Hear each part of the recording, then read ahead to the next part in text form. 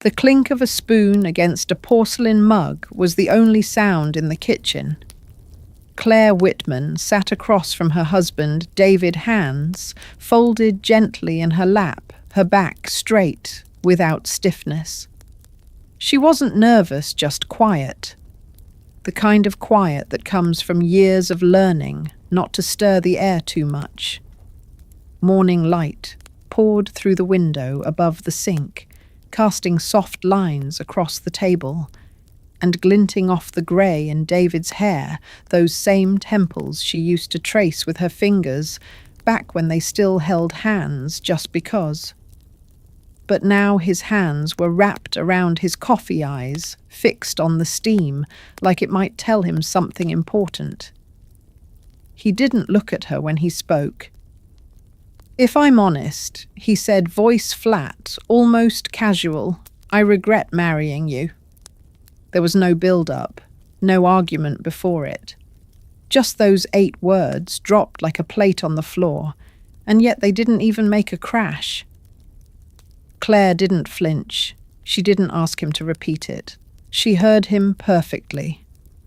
And the thing was, it didn't even hurt the way you might think.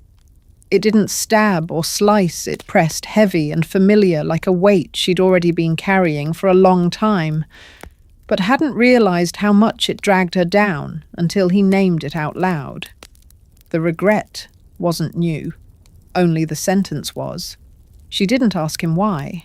She didn't cry. She just slowly placed one hand on the table to steady herself, pushed her chair back, and stood up. Her knees ached a little, but she didn't wince. She moved with the same careful grace she'd used to carry birthday cakes and balance laundry baskets. Without a word, she left the kitchen and climbed the stairs, each step a little quieter than the last. Their bedroom looked like a hotel room, neat, impersonal, like no one actually lived in it. The bed was made. Her robe hung on the back of the door. His cufflinks rested in the small tray he'd always used. 40 years in this house, and now everything looked borrowed. She walked to the closet and pulled out her old suitcase. It was blue, soft-sided, with a zipper that stuck unless you tugged it just right. There was dust on the handle. She laid it on the bed and opened it, not with panic, not with sadness, but with a calm, deliberate air. She wasn't sure what she was doing just yet, only that she had to start. She moved to her dresser, folding clothes with quiet efficiency. Simple things. Comfortable things. She wasn't packing like someone who was running away. She packed with care, like someone who still respected what her life had once been, even if she couldn't stay in it anymore. When she reached for the small leather journal tucked between sweaters, she paused. That journal held decades. Thoughts she never said, hurts she never voiced, memories even her own children had forgotten. It was hers. But after holding it for a long time, fingers brushing the worn edges, she placed it gently back in the drawer. It belonged to the house now, to who she had been here. Downstairs, David hadn't moved. He stayed at the table, still staring into his mug like it might give him answers. Claire picked up her keys, walked to the front door and opened it. The morning air was crisp, just cool enough to remind her it was spring, not summer. She didn't take much, just what she needed. And for the first time in years, she felt strangely light, not happy, not even relieved, just unburdened. She didn't slam the door. She didn't write a note. She didn't need to explain anything, not anymore. He'd said it out loud. And now, there was no pretending it hadn't all been slowly coming undone. Claire had always believed love meant staying, but sometimes staying too long can make you disappear. And she was done disappearing. Claire met David Whitman when she was 23. right after she'd landed her first job as a high school librarian in a small town in coastal Maine. He was 27, already managing his family's hardware store on Main Street. David wasn't exactly charming. He didn't flirt, didn't send flowers, didn't write her notes. But he was dependable, steady, safe. And after growing up in a house where her father's voice always carried just a little too far, and her mother apologized with her eyes, more than her words, Claire thought steady might be enough. Maybe even better than enough. So when David asked her to dinner a few months after they met, she said yes. And when he asked her to marry him the following spring, she didn't hesitate. She wore her sister's wedding dress. He built their first dining table by hand out of reclaimed pine. It wobbled a little, but she loved it anyway. Their first apartment smelled like old paint and coffee grounds. She used to joke that the heat only worked when it felt like it. Still, it was theirs. They weren't rich, not even close, but they got by. They had Rachel 2 years in, and Claire left her job to stay home. Ethan followed 3 years later. It was busy, exhausting, but she told herself this was what love looked like in real-life babies crying in the middle of the night, peanut butter in the carpet laundry that never ended, and yet somehow feeling like it was all worth it. She wasn't sacrificing, she was giving. She told herself that over and over again. David worked a lot, long hours, weekends sometimes, especially when business was tight. Claire never complained. She packed his lunches, ironed his shirts, made sure the house ran without hiccups. She remembered the little things, how he liked his coffee, strong no sugar, how he hated burnt toast. Every Thursday she changed the sheets. Sunday morning pancakes were a tradition. She used to hum while she flipped them, always keeping the first batch warm in the oven. Even when the kids got older and no one showed up at the table on time, she still made them. She made birthday cakes from scratch-decorated Halloween costumes, by hand-remembered every parent-teacher conference, every school play, every soccer game. There wasn't a trophy or photo frame in that house she hadn't dusted 100 times. And yet, as the years passed and the kids grew up and moved out, the house got quiet. Not peaceful, just quiet in a way that echoed. Claire had imagined this phase of life differently. She thought maybe they'd travel, pick up a hobby together, try new things. But David just withdrew more and more. He started spending evenings in front of the TV with the remote in one hand and the newspaper in the other. He'd mutter about the news, complain about the weather, but hardly asked about her day. Sometimes he'd leave the room while she was still in the middle of a sentence. And Claire told herself, that's just how long marriages went, that silence was the rhythm that came after years of routine.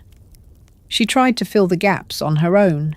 She joined a book club, started volunteering at the library, again tested out new recipes, just to see if something might spark a conversation at dinner. Sometimes David noticed. Most of the time he didn't. What stuck with her more than the silence was how easily she had adapted to it. She learned to ask for less, to take a small smile as praise, to treat an occasional compliment like a rare gift. She didn't want to seem needy, didn't want to be one of those women who always asked for more. She wanted to be easy, grateful, low maintenance. But what she didn't see, what no one really told her, is how slowly a person can disappear when they keep choosing not to ask for what they need. She had spent so many years making sure everyone else was okay that she hadn't realized she wasn't. Not really. She wasn't miserable. That's what she kept telling herself. She had food on the table, a roof over her head, and David had never raised a hand, never cheated. But somewhere along the way, she had gone from being a person to being a function, someone who got things done, who remembered birthdays, who made holidays happen. And she didn't know when it had started, but she knew by the time she noticed it, she didn't know how to undo it. She had built a life around being needed. She just hadn't noticed how little she was actually seen. It was a Saturday in late spring, the kind of day where the sun was warm, but not too hot, and the air still carried the scent of new grass. Claire had been preparing for weeks, circling the date on the calendar like it meant something sacred. A family brunch. Rachel was bringing the kids. Ethan was flying in from Chicago. Even David had made a comment when she first mentioned it. Something close to interest, a nod maybe. That was enough for Claire. She threw herself into the details like it was her own personal holiday. She picked out fresh flowers from the local market, washed her mother's linen napkins by hand, baked blueberry muffins from scratch, and stood over the oven watching a quiche puff up golden and warm, just the way David used to like it. That morning, she tied on her apron, one with fading sunflowers on the front, and stood at the stove, humming quietly to herself, as the house filled with the smell of melted cheese and roasted vegetables. She was hopeful, not over the moon excited, but the quiet kind of hope, like maybe today would be good. David came downstairs, already dressed in his golf polo, scrolling through his phone without lifting his eyes. She smiled and gestured toward the table. "I made everything you like," she said. He looked up briefly, then at the spread. "Didn't we have this last year?" The comment landed harder than it should have, but Claire swallowed the sting and smiled anyway. "It's Rachel's favourite," she said, adjusting the silverware. He didn't reply, just sat down and went back to his phone. Rachel arrived in her usual whirlwind, the kids bursting in like a gust of noise and movement. She gave Claire a quick wave while juggling a diaper bag and coffee cup, already halfway to the living room. Ethan followed not long after, warm, as always, giving his mum a real hug and telling her the house smelled amazing. Claire smiled, holding on to that moment like a pebble in her pocket. They all sat down, eventually scattered around the dining table Claire had polished that morning. Conversation buzzed around Rachel's job, the kids' soccer schedules, Ethan's apartment hunt. David tossed in sarcastic remarks about politics here and there, but mostly stayed quiet, sipping coffee, and flipping through the paper like the gathering was background noise. Claire stayed present, listening, smiling, passing dishes, asking questions. That's what she did. She made space for everyone else's noise. Halfway through the meal, Rachel picked up a muffin, took one bite, and made a face. "Mum, these are really dry. Did you change the recipe?" Claire blinked, thrown. "No, it's the same one I've always used."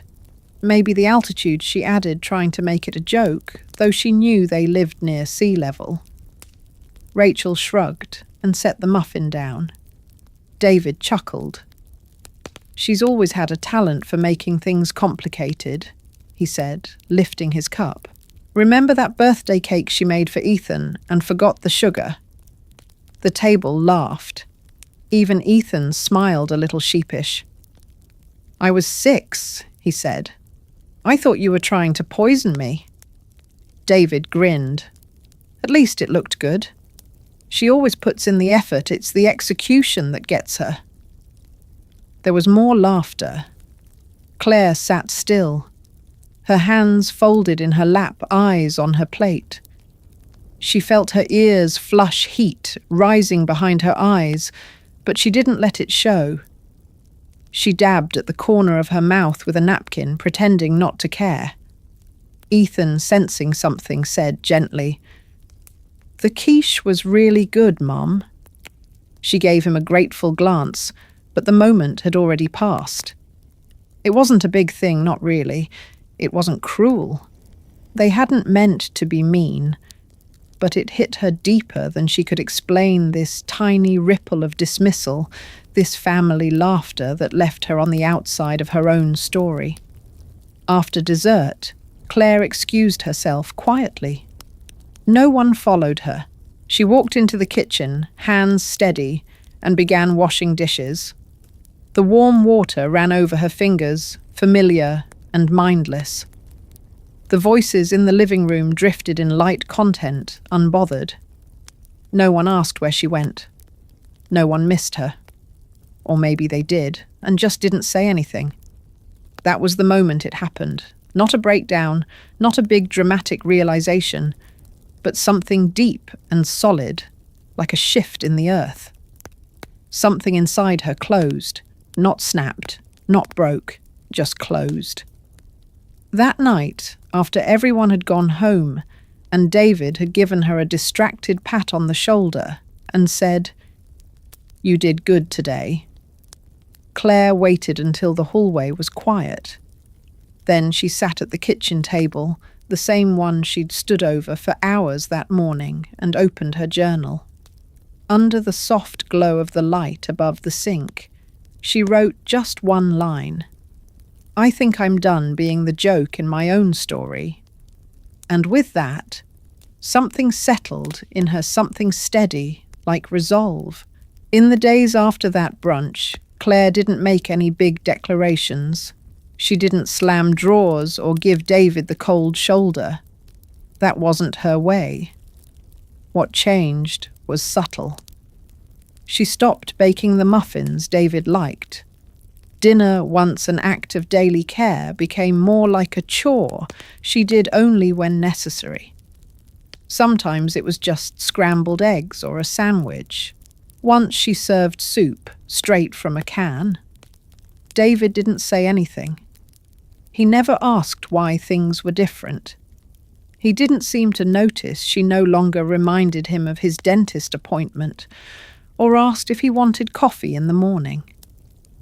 He just kept going, same as always, as if nothing had shifted.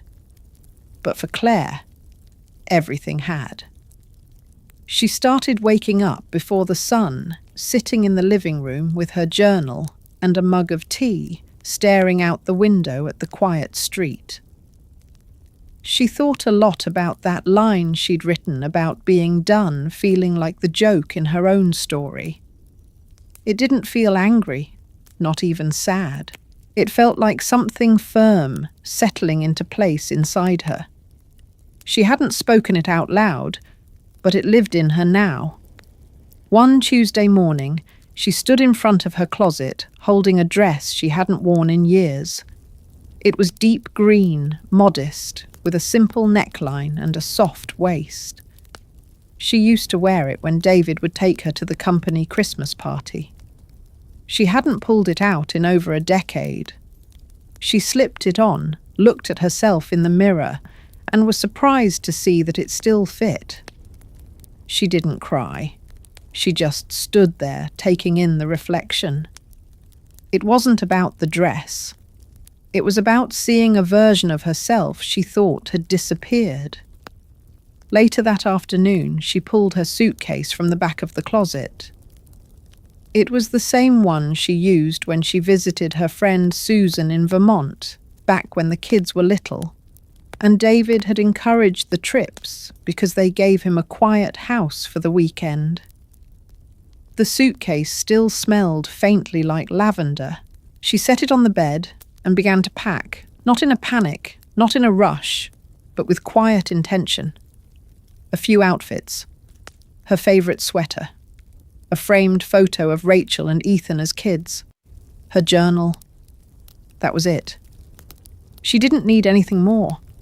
She wasn't leaving in anger. She wasn't even sure if it was permanent. But she knew she couldn't stay, not like this. David came home a little after 5. She was sitting at the kitchen table sipping tea. He dropped his keys on the counter and opened the fridge. "Did you pick up the dry cleaning?" he asked without looking at her. She didn't answer. "Claire?" he said again, now sounding mildly annoyed. She turned to him, met his eyes. "I'm leaving," she said, steady and calm. For a moment, he just stared. Leaving for how long, he asked, genuinely confused. She nodded toward the suitcase by the stairs. "I'm going to stay with Susan for a while." "For what?" he asked, his voice rising a notch, but still more baffled than angry. "What's going on?" Claire didn't raise her voice. "I need to remember who I am," she said, "because whatever this is, it's not living." He gave a short, humorless laugh. "So now you're the victim." She shook her head. "Not anymore." He didn't stop her. He didn't follow. He didn't ask her to stay. And that silence, more than anything, told her everything she needed to know. Claire walked out without fanfare. No final words, no slammed doors. Just the sound of her footsteps on the wooden stairs and the quiet click of the front door as it closed behind her. When she arrived at Susan's house, tucked behind tall pine trees with a narrow gravel driveway, her friend opened the door before Claire even knocked. She didn't ask questions. She just stepped aside and said, "The guest room's ready. Take whatever you need." Claire nodded, wheeled her suitcase in, and for the first time in years stepped into a space where no one expected her to explain herself. That night, the silence wasn't scary. It wasn't exactly comforting either, but it was hers, and that made all the difference. The first night was the hardest, not because Claire missed David, but because she didn't recognize the quiet. No one asked what was for dinner. No one sighed when she sat down before folding the towels. No one interrupted her thoughts with questions or requests. The silence in Susan's guest room wasn't filled with tension or emotional distance. It was just still, honest. She sat on the edge of the twin bed, her suitcase still zipped at her feet, staring at the unfamiliar wallpaper with a strange knot in her chest. She wasn't sad. She wasn't relieved. She was in between. She picked up her journal but didn't write anything that night.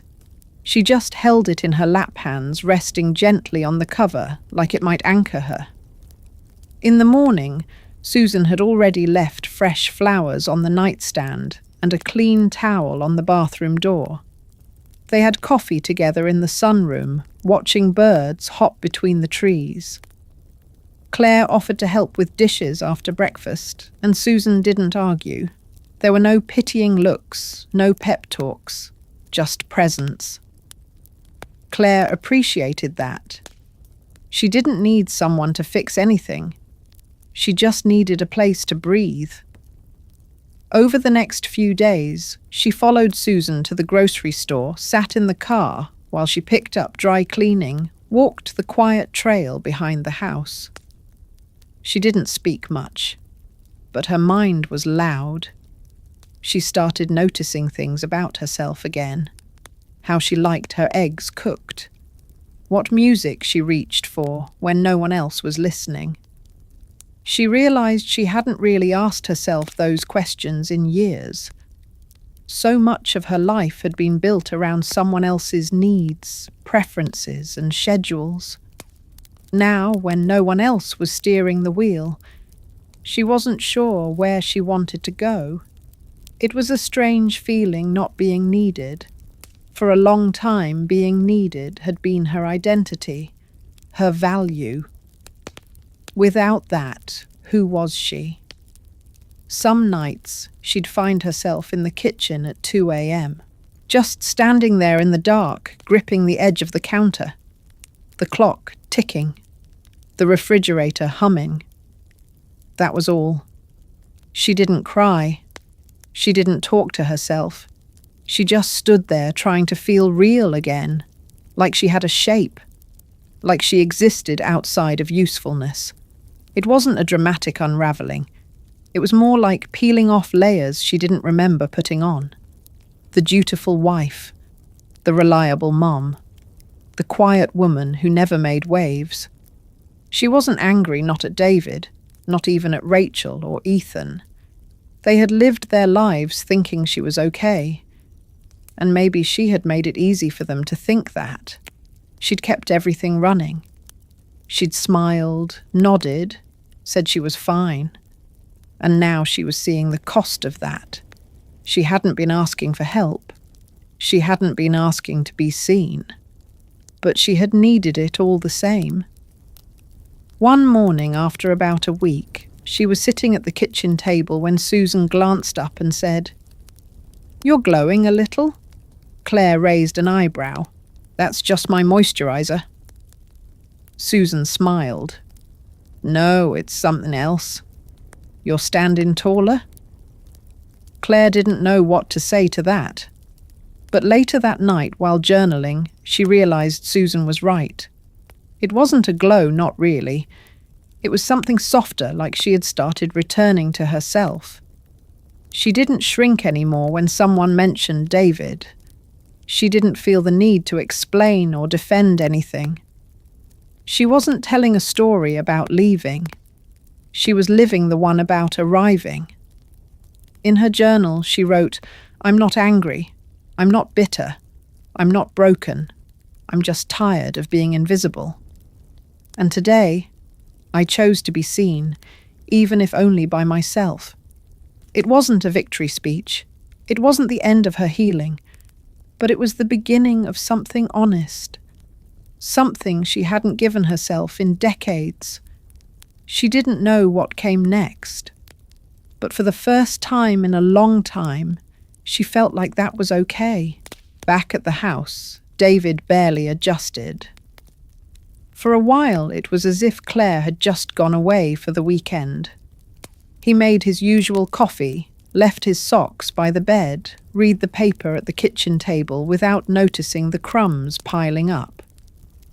But as the days turned into weeks, small cracks began to show. He couldn't find the tax records. He had no idea where the insurance folder was, or which password unlocked the bank account. Claire had always handled those things.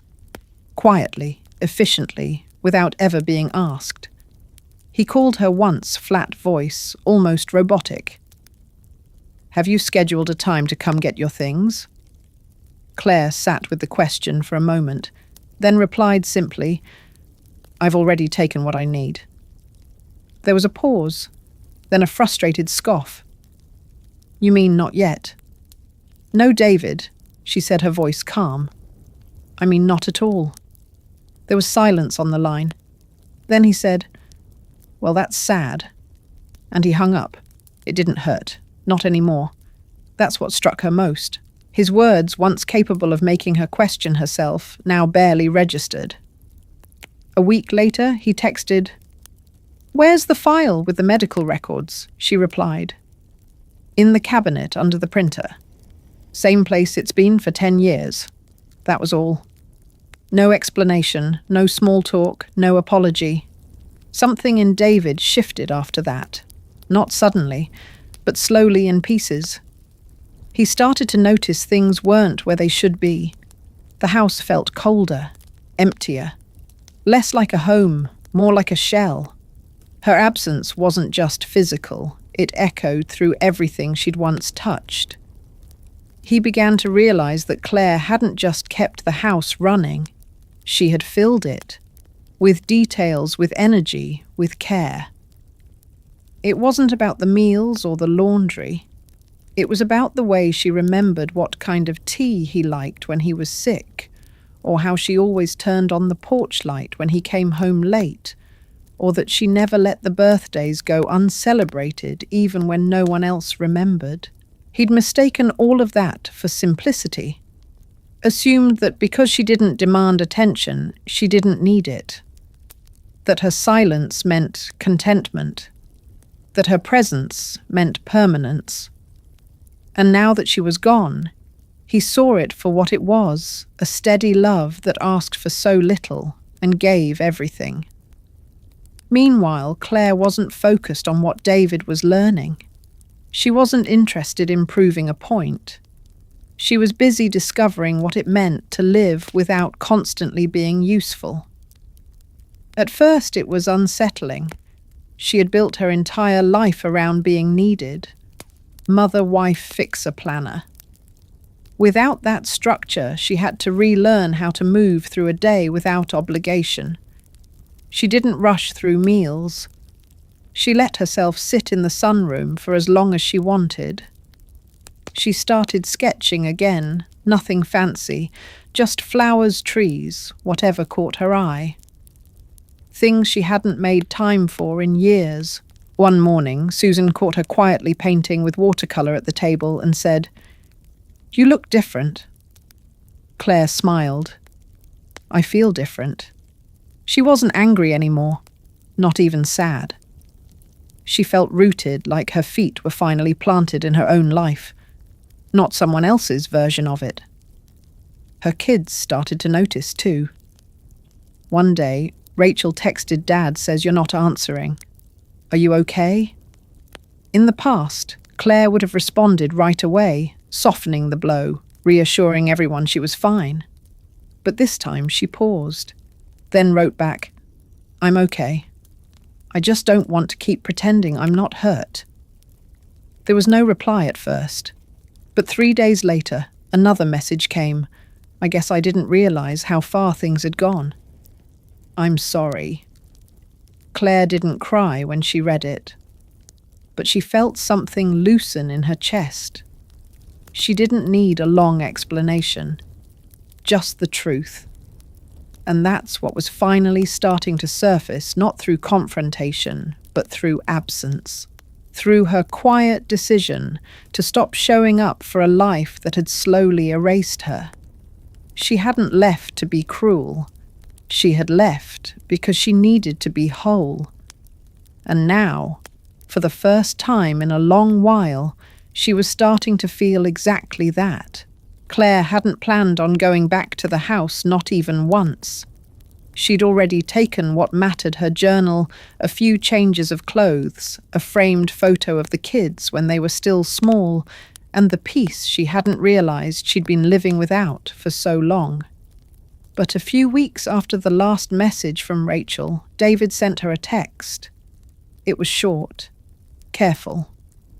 "I cleaned out the attic, found a few of your things. Would you like to come pick them up? I can be out of the house if you prefer." Claire stared at it for a while. There was no bitterness in the words, no assumption, just something quieter, maybe even respectful.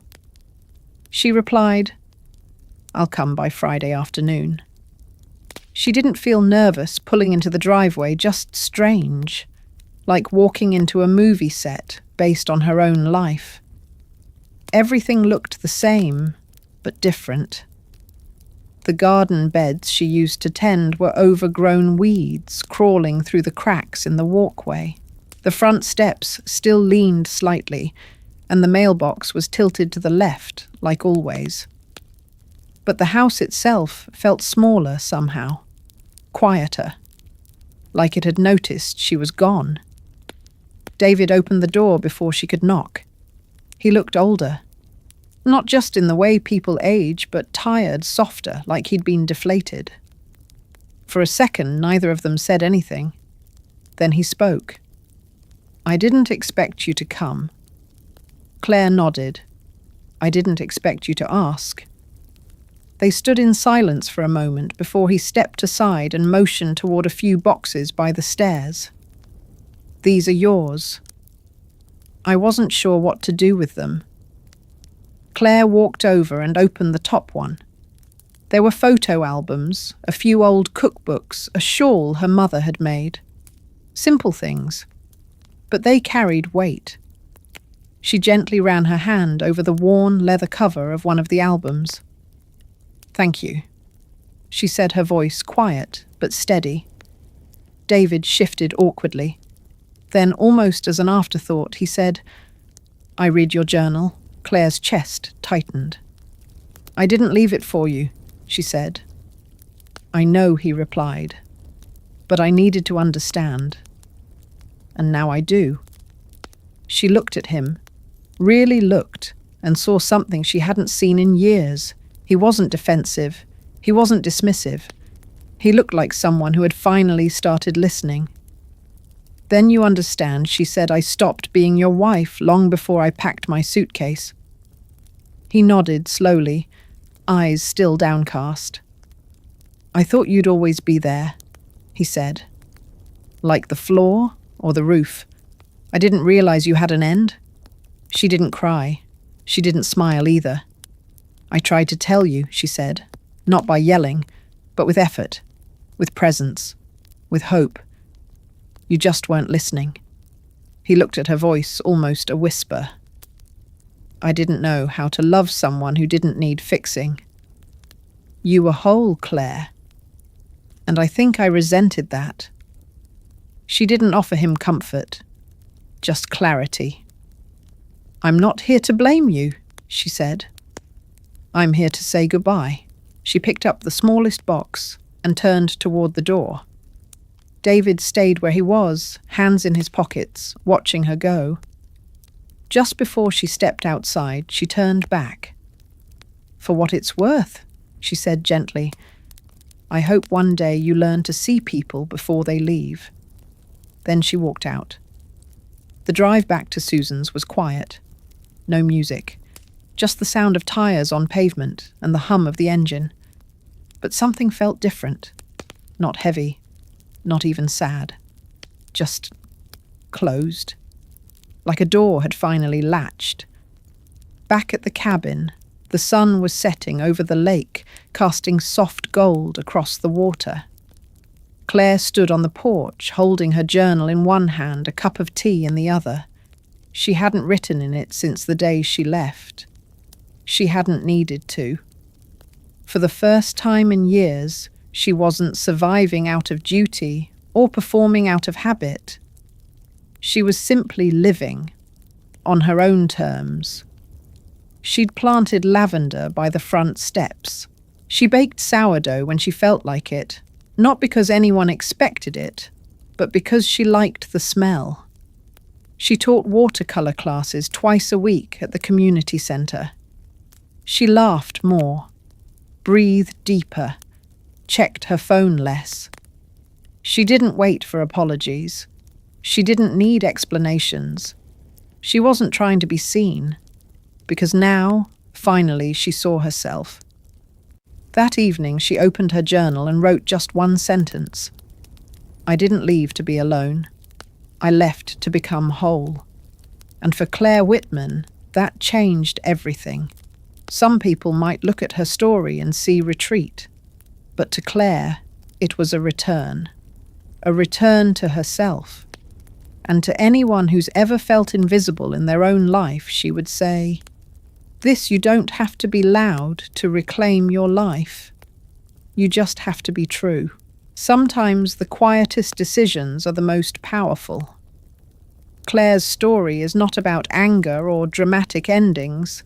It's about the slow realization that love without recognition or respect becomes a kind of loneliness.